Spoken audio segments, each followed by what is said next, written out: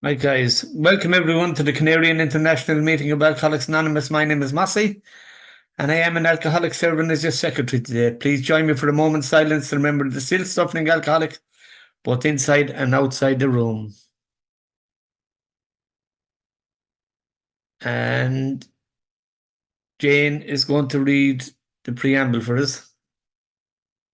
Hi, my name is Jane, and I am so grateful for being here. The preamble. Alcoholics Anonymous is a fellowship of men and women who share their experience, strength, and hope with each other, that they may solve their common problem and help others to recover from alcoholism. The only requirement for membership is an honest desire to stop drinking. There are no dues or fees for AA membership. We are self-supporting through our own contributions. AA is not allied with any sect, denomination, politics, organisation, or institution. Does not wish to engage in any controversy, neither endorses nor opposes any causes. Our primary purpose is to stay sober and help other alcoholics to achieve sobriety. Thank you, Mossy, for letting me do this. Thank you, Jane. And a warm welcome goes out to any newcomers and returning to Alcoholics Anonymous. The chat is now disabled until the end of the meeting, except for the meeting host. If you feel our security is at risk at any time during the meeting, please message one of the co-hosts so they can check it out. We also suggest that you're mindful about sharing your private information in open chat pre and post meeting, and perhaps only consider sharing your email address on the first instance. At this meeting, we use the raise hand function for the sharing part of the meeting. If you wish to share, we invite you to put up your virtual hand after the lead speaker is finished and not during. Anyone identifying as an alcoholic is welcome to put up their hand for requests to share. So don't be shy. We'd love to hear from you. And our speaker today is Margaret H, a beautiful lady from Galway who was very kind to me and very gentle with me and mothered me when I was getting sober. And for that, I'll be very grateful for her love and friendship always. So, Margaret, you've 45 minutes. I've no timer yet to stop yet, so you just keep talking, girl, okay? And take it away. My name is Margaret. I'm an alcoholic, and it's so good to be sober and so good to be here. And, right up until a few seconds ago, I was watching the rugby match and Munster were winning until just in the last minute, the Bulls started going forward. But Munster won the match anyway for anybody who's interested. So, what am I going to talk to you about? They tell me to share my experience, strength, and hope. And what I will say is any opinion I might express is just that, an opinion. I'm very, very, very grateful to be here this evening. And this is my second chair today. It doesn't often happen. Recent years, I try to keep myself out of the limelight. And my sobriety date is the 6th of January, 1975. So if I'm still alive on the 6th of January next year, that will be 50 years, one day at a time. And I was talking this morning at the meeting about how it was for me at the very end of my drinking and the state I was in. My first drink, my mother told me, was when I was 6 weeks old. I had whooping cough, and the only thing I could hold in my stomach was brandy and the white of an egg. So even at that stage, I liked it. And the first time I got drunk, I think I was about 7 or 8 years old. We had a pub, so I had easy access to alcohol. And I joined the Pioneer Total Abstinence Association when I did, shortly after I did my confirmation. So I swore off alcohol forever at a very young age. And because I was raised in a pub, we didn't have a family life as such. There is no family life attached to parents running a pub. And so there wasn't a closeness in family. Most of my closeness was outside the home. And I was number 6 in a family of 8. I had an older sister who was 8 years old when number 6 was born. And there were 4 boys in between who did not want a sister. So the message I got from my brothers all the time was, "Scat, get lost. You're not coming with us." And most of the children in the street were boys.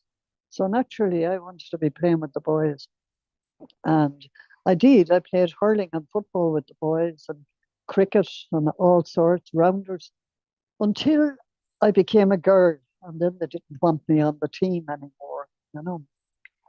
And I was quite good at school. I would have been the top mathematician in the class. And anybody who's good at maths is always considered to be a brilliant person all around. Stupid, but it's true. So like that, I did okay at school, and I went to university and got my first job. And when I got my first job, which was teaching, I went to a small town in County Clare. And at that time, in the 60s, in order to rent a television, I had to have the signature of my father or a husband.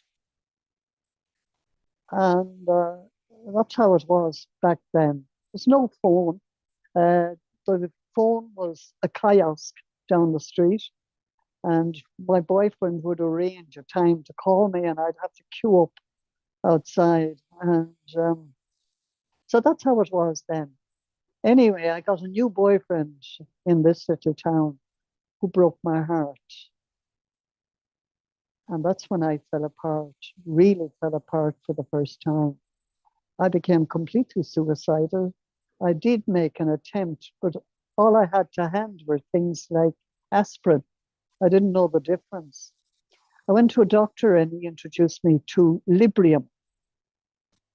And it was shortly after that that I took my first drink. And when I found my first drink, I found magic, absolute magic. Nothing could go wrong in my life once I had that first drink, because I'd only to think about that next drink and I was fixed. And that was the greatest damage that was done to me, really, by alcohol, because apart from my drinking was less than 9 years altogether. I was 23 when I took my first drink. I got sober in when I was 31, a couple of months before my 32nd birthday. And during that time, everything that was decent and self-caring about me went. And I heard an American describe it one time as the don't care switch. And I had a horrendous experience where I was about to get engaged. And I went home to tell my ex-boyfriend so that he wouldn't be hearing it someplace else. And he raped me. And that was the beginning, really, of the heavy drinking for me. And the engagement didn't last. And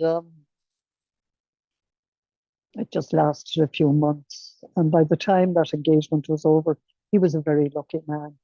And I've never regretted that engagement ended, because really, the night I got my engagement ring, a beautiful solitaire diamond. I remember I was running down the bog road and singing, "I'm as corny as Kansas in August," and I'm in love with a wonderful guy. And I was looking at this ring and trying to make myself feel this love. And same going into bed, I was looking at it under the lamp and trying to get some emotion. I felt nothing. And what I didn't realize, would you believe, I'm 81 years old now. I didn't realize until the last couple of years I wasn't capable of having a relationship. At the age of 4, because of sexual abuse, I don't remember the details of it, but I do know it happened. And that was the first time I wanted to die, didn't know what death was. But it's only in the last couple of years that I discovered that at that age, I had switched off completely from trusting anybody and from letting anybody get close. And I didn't know that. I didn't know that. And so because of what happened and the broken engagement and the drinking not heavy, and I landed in all sorts of places, it wasn't the first rape, it wasn't the second, and I put myself in horrendous situations. And I always like to mention the fact that a couple of years, the year I think before I stopped drinking, I was at a Black Hole festival in down in Kerry, and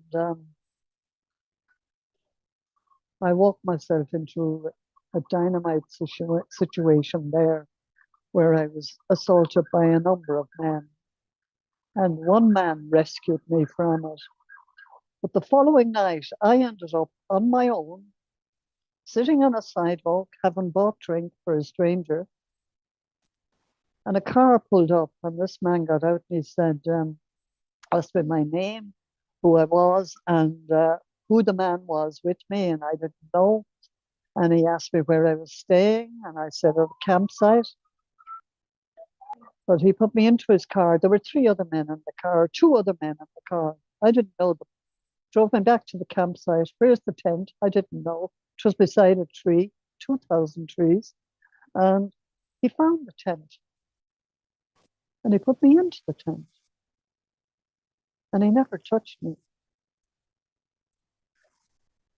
I always feel a bit emotional when I mention that, because that man saw me, a drunk, a woman who was drunk, and saw me as a human being. I like to think he was an AA member, because he certainly rescued me. And I came home to Galway and went to a doctor. I stopped drinking after that. I went to a doctor, and I had gone to him earlier in the year and said, I think I'm an alcoholic. And he said, just Tom, or you're not drinking enough to be an alcoholic. Here's another prescription. And I went back to him. Same thing, another prescription. But something else happened in the meantime. My brother got sober. My brother went to John O'Gall's, and by Christmas he was about 3 months sober, and I had decided at Christmas that I was going to kill myself. Anything that was left in the bottle was gone for me. The damage it had done for me was the damage alcohol did to me. It was the only thing that could fix me. The only thing. And this was the message in my head. And now I couldn't get drunk and feel good. So I decided to kill myself. And my brother came to visit me, and he asked me if I'd go to John O'Gall's. And he must have been gobsmacked when I said, yes, I will. Because somebody told me that he said the program of Alcoholics Anonymous could save the world. And I thought, if that cynical bastard could say anything good about anything, there must be something to it. So he brought me to John of God's, and they told me in there I was a chronic alcoholic. The best news I ever got. Because now they were telling me the doctors can't do it, the church can't do it, but you can do it. It was up to me. I didn't need that kind of outside help. And I was now in a room full of people exactly like myself. I found my tribe straight away, found my tribe. And I started to read the big book on the 12 and 12 and every bit of literature I could lay my hands on in rehab. And I latched on to the primary purpose straight away. And the second part of the primary purpose was about helping other alcoholics. And I was at that in John of God's. I was persuading them all that this was the way. I went to my first meeting in John of God's, and I interrupted it and told the chair we were sick and tired of listening all week to what alcohol can do to you. In other words, please entertain me. And he nearly came over the table at me, and he told me to take the cotton wool out of my ears and shove it in my mouth. And the miracle is I stayed. Now, nobody spoke to me like that, but he did. And I stayed. So something must have registered with me that I needed something. And I know now what it was. When I looked around that room of the sober members who came in there, they all looked peaceful. They probably weren't, most of them, but they looked it. They looked clean. They looked together. That impressed me. And, you know, when it says in the big book, if you want what we have, all a newcomer has is looking around the room. That's all he or she has. And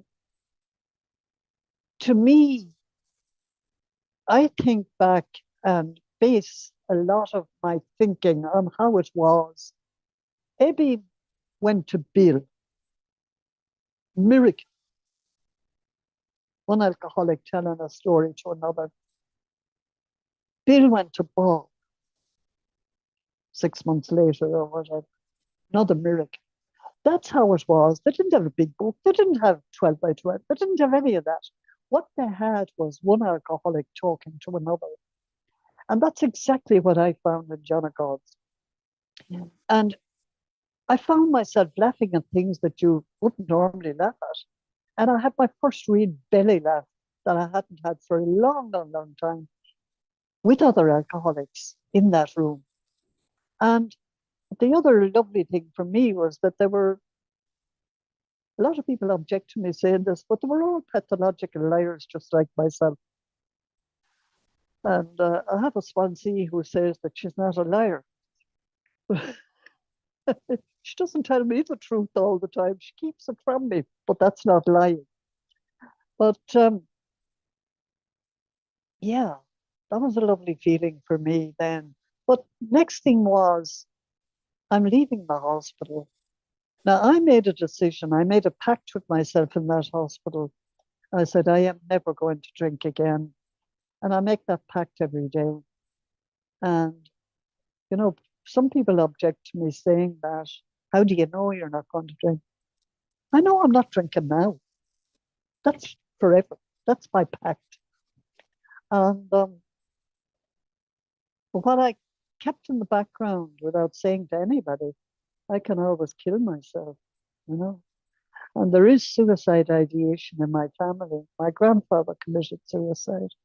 My darling nephew did it a few years ago. And I've had cousins who've done the same.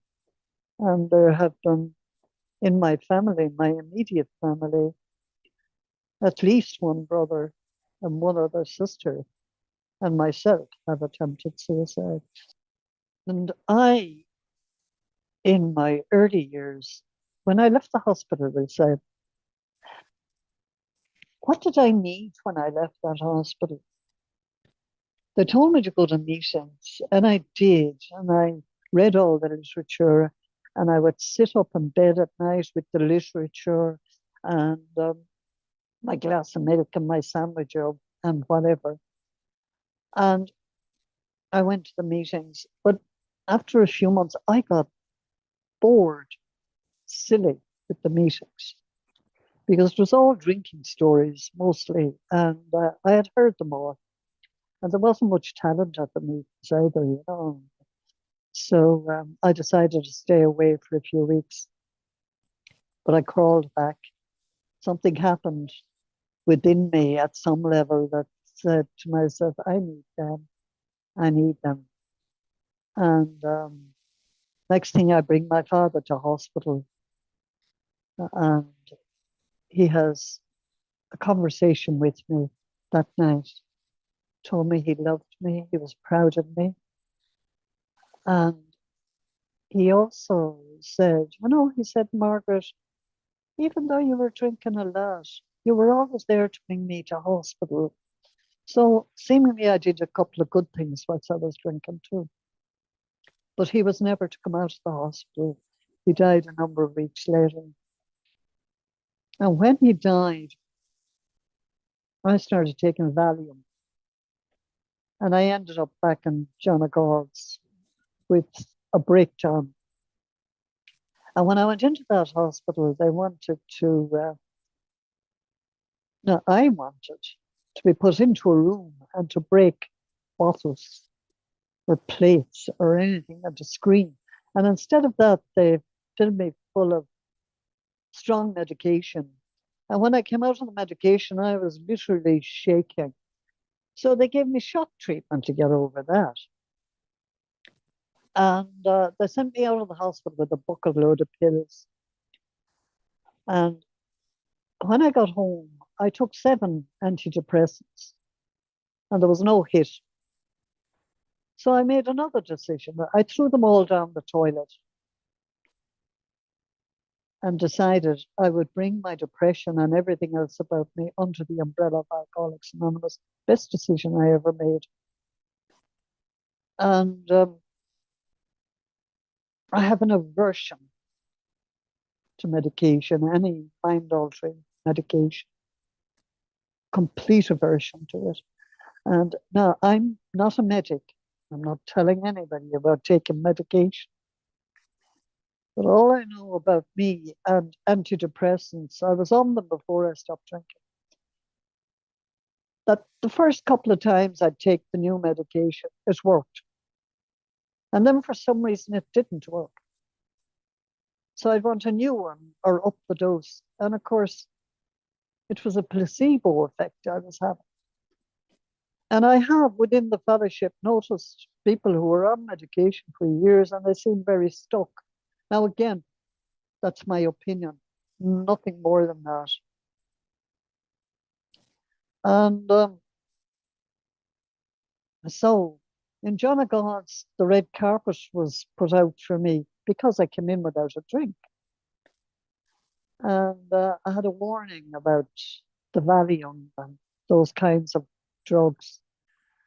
And I've never taken anything since of that nature, except when I'm in hospital. I had a lot of serious surgeries and that. But I warn them when I go into the hospital about me and pain medication. And so they know to stop is when it should stop. In any case, okay, what do I need now? My father is dead and I'm feeling nothing but anger. I want to kick him out of the coffin for leaving me. The man I was so madly in love with, another alcoholic, and I was told in John O'Gall's if I didn't get out of that relationship, I'd die. I knew that was true. So, funny enough, I stayed in love with that man till the day he died in 2016. And would meet him maybe about once a year for about a half an hour, which was about all I could tolerate. But that will tell you my ability or inability to get close to anybody. wasn't there. Wasn't that I didn't have other relationships, I did, but they were never anything really meaningful. I never developed close friendships over the years. I'm only beginning now at this stage in my life to let people in. And what I love so much about Alcoholics Anonymous is I have never, from the day I came into AA, felt anything other than a newcomer. I'm still a newcomer because my life is still new and new things are still happening for me. That's the good news. I've done all sorts of marvelous things since I got sober. I've traveled a lot. I've been around the world. I've done it on my own, of course. And me, who was terrified of driving, drove on my own in California. And I've done all sorts of things. At the age of 60, I came back to the stage, which was my first love. I got a cameo role in a play, and 2 months later, this woman came up to me in the street. And she called me. She had seen it. And she said, would you do a one-woman show? And I did a one-woman show. And it was fabulous. And it was after that I got my first professional gigs and even was on a soap for a few months on television. And now I can't do any of that because I'm deaf, for starters, almost deaf. And but it was wonderful, absolutely wonderful. I've had, as I said, some wonderful times, but I've had some very painful times. And four of my siblings have died in the last few years. And I've gone back into therapy in the last 2.5 years. My brother, who brought me to AA, died about 5 years ago. And after he died, all hell broke loose. It was the first time I felt a little bit of grief. My father died when I was a few months sober. When I was 2 years sober, I was standing in the garden with my mother one day and I was thinking, Mammy, if anything ever happens to you, I won't want to live. And she died in the ambulance that night. And when I could see that she had died, and the thought came to me, well, you could try and revive her. And the next thought was, she's going to die anyway. The nurse can do something. I felt nothing. And I learned, you see, how to dissociate from anything like that when I was 4. And it's still there. I would listen to horrendous meeting members telling horrendous stories over the years, and I would feel compassion for them. But I could not empathize with the pain because I was reporting my story. Something I was reporting that wasn't connected with me. And some of my story is horrendous, and I still don't feel it. So that's why I'm back in therapy. I want to feel it. I want to feel alive in another way, you know. And I'm delighted it has come to that, you know. I've spent my life in AA being the person who you'd come to talk to. But I wasn't reaching out myself. So I surrounded myself with more or less people that I could help. But the difficulty for me with reaching out is still there. I go through the agonies of the damned to call a sponsor. And it would always be, this is how it was. It wouldn't be, this is how it is. Now, have I done anything wrong? Absolutely not. I did everything right from the day I came into AA because I haven't had a drink since I came here. Everything else is incidental. And I was to discover that when I felt at my weakest and I didn't drink, I'm actually at my strongest. I had another amazing experience when I was 3 years sober. After all the action of my parents dying, me having a car stolen, me crashing the new car, being told I might go blind. When all that excitement had kind of died down, I became completely suicidal. And I made the decision that nobody was going to find me this time. I was going to take paraquat. And paraquat is a deadly weed killer. And I had some in my house. And I was driving back to my house in the parish of Moore in the middle of the Bog of Allen on that Sunday night. I was as high as a kite. It was like as if I had a shot of heroin because it was going to be all over. And when I arrived at my house, it was in the middle of the country. I was just in the door when the door was knocked. And I answered the door, and there was my neighbor. She lived a couple of 100 yards up the road. And she said, "Have you paraquat in the house?"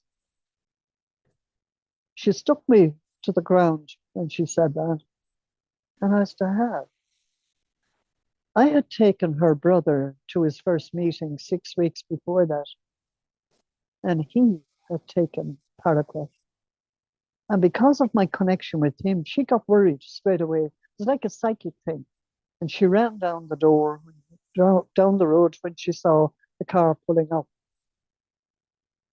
And I gave her the paraquat. And the tragedy is, he regretted it as soon as he took it. And it took him about 2 weeks to die, poor man. But that cured me. I've never had that shot of heroin around the thought of killing myself ever since.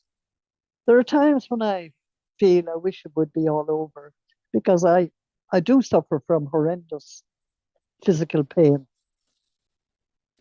trapped nerves and all of that. And I won't take strong medication because the pain isn't there all the time.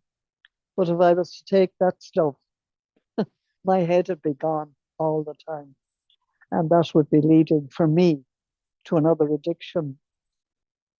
Also, my hearing is more or less gone. I wear hearing aids that aren't very successful.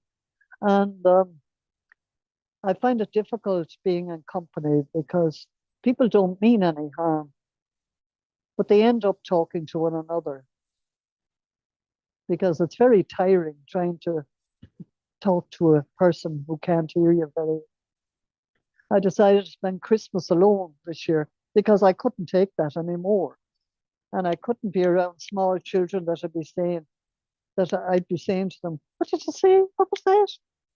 Can't do that to a child. No, I'm not feeling sorry for myself. You know, I have you people. I have AA, I have Zoom. And Zoom came to me at a great time because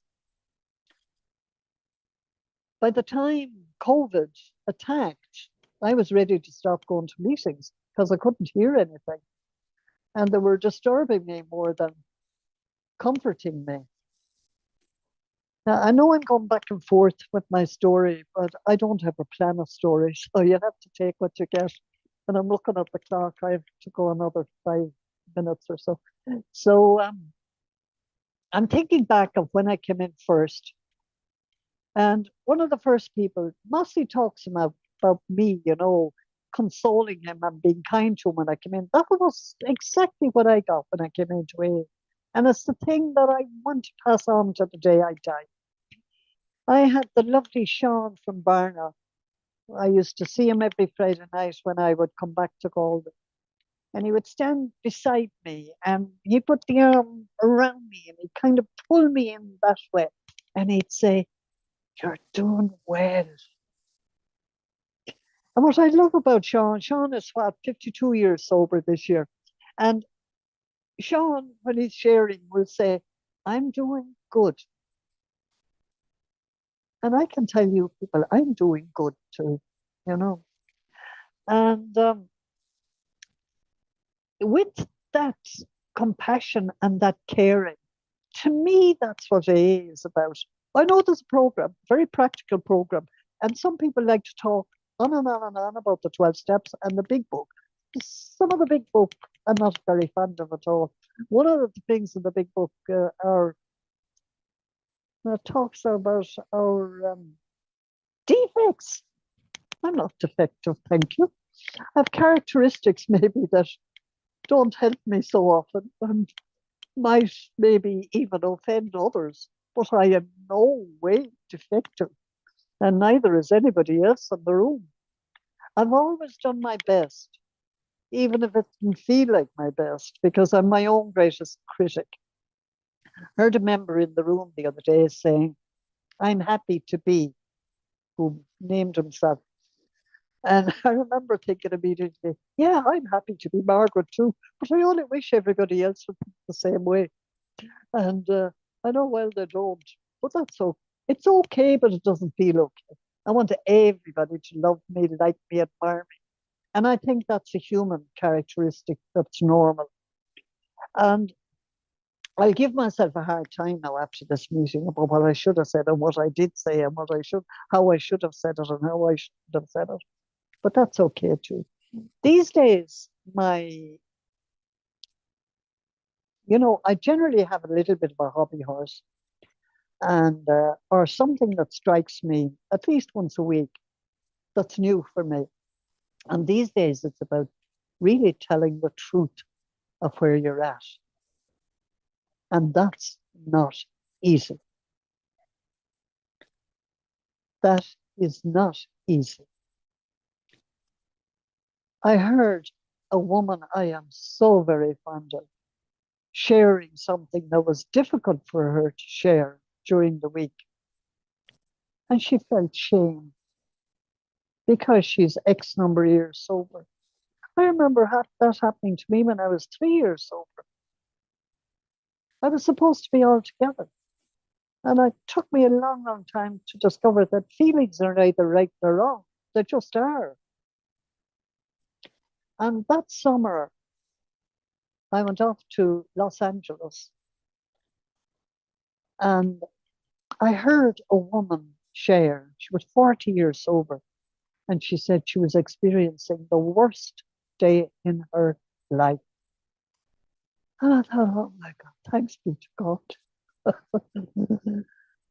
Thank God, She consoled me, because that was around the time I had just made that little date with the paraquat.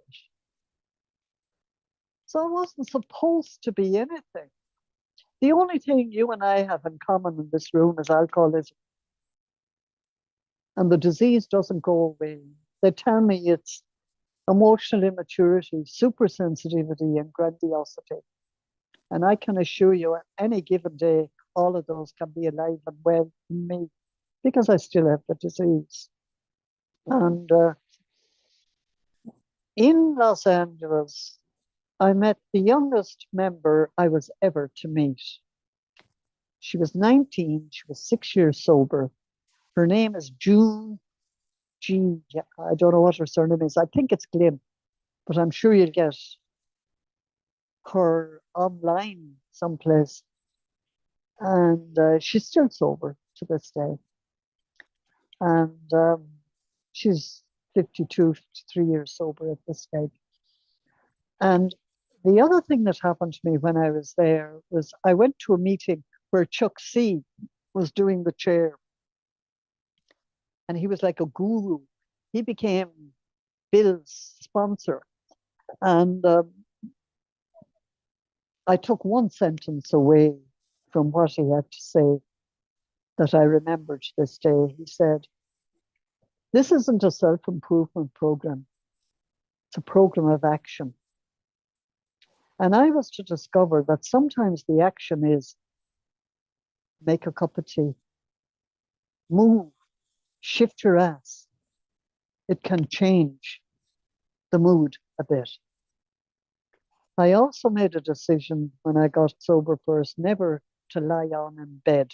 I never do that. I love my bed when I'm going to bed at night. But once I wake up in the morning, it becomes a very gloomy place if I decide to stay on. So I don't do that. Only if I'm sick will I be in bed. Now, folks, I think I've given you 40 minutes. And I'm sorry, I was kind of distracted by the rugby match. But I'm so glad to be here. I am thrilled to be sober and lovely to see Mossy again. And yeah. Oh, and my favorite meeting is room 7, Zoom meeting at 1 o'clock, where we talk about how it is today. Thanks very much, Mossy, for asking me. Thank you, Margaret. And today, I'm good. And today, I'm glad that you're my friend. I'm glad that you came into my life. And I'm certainly glad that you were there to carry the message of Alcoholics Anonymous to me. So that's it. Guys, Margaret, thanks a million again. So, folks, we've just come to the end of the sharing part of our meeting.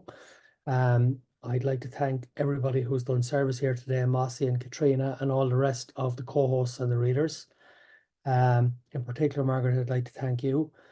Sometimes we're blessed enough to have the first person to share who sets a lovely tone and a lovely context for the meeting. And today, I think you led us into a beautifully, beautifully deep spiritual meeting, and we are so grateful for that. Thank you. The promises which our Kathleen is going to read, and then hopefully Margaret will take us out with a string prayer. Oscar will get that stage. So Kathleen, so 50 days, Kathleen, it's fabulous to have you. I know you inside and outside of the fellowship, and I am so glad to know you and to watch you on your journey. So fire away, Kathleen, when you're ready. Thank you. My name is Kathleen, and I'm an alcoholic. If we are painstaking about this phase of our development, we will be amazed before we are halfway through. We are going to know a new freedom and a new happiness. We will not regret the past nor wish to shut the door on it. We will comprehend the word serenity, and we will know peace. No matter how far down the scale we have gone, we will see how our experience can benefit others. That feeling of uselessness and self-pity will disappear.